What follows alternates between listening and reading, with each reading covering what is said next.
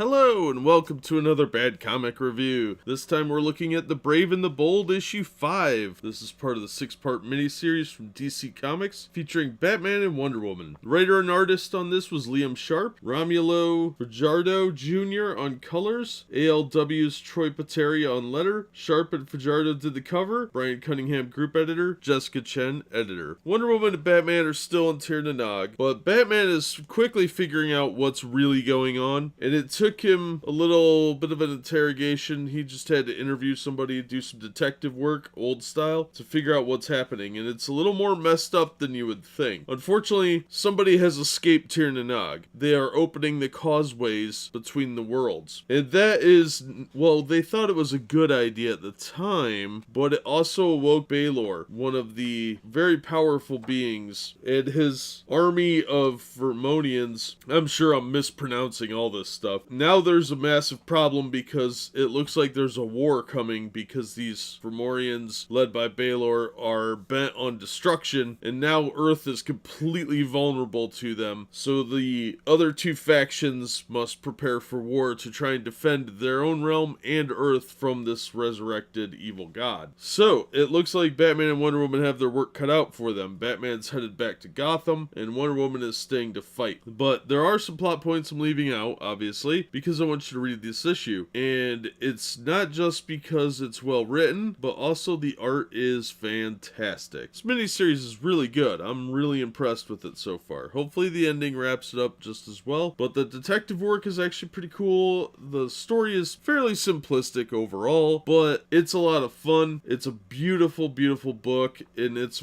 almost poetic in the way that it's written. It's obviously a labor of love. There's a lot of Irish mythology here that if you're really into the mythology aspect, you'll find a lot here. I had to look some of it up. I knew a little bit, but wow, this is pretty in-depth. So this is clearly a labor of love, but this is not a good jumping on point. You'll be able to kind of figure out a little bit about what's going on. They do fill you in on various aspects of it, but the nuance is not there. And it's not an overly action-packed issue, but there are some really beautiful panels that I think everybody could enjoy. As far as story goes, you're really not getting a full story here. So it's not a great jumping on point, but overall, the miniseries is really good so far. The next issue is the last one. I'm going to look at that really soon here, but I would definitely recommend the miniseries. If you find it cheap, especially pick it up. I know they're going to put it in trade soon. So far, this is a recommend, but I'm looking to see how it wraps up and if it's really going to be worth it in the end. So until that time, I'd recommend this issue, but I would recommend picking up the first 4 issues as well in order for this one to make the most sense. Otherwise, you can admire it for the beautiful art. It is very detailed, very well done. But that's just my take on it. As always, thank you so much for listening and supporting the channel. If you enjoyed the video, give it a like and consider subscribing so you don't miss future reviews, and we hope to see you on the next one.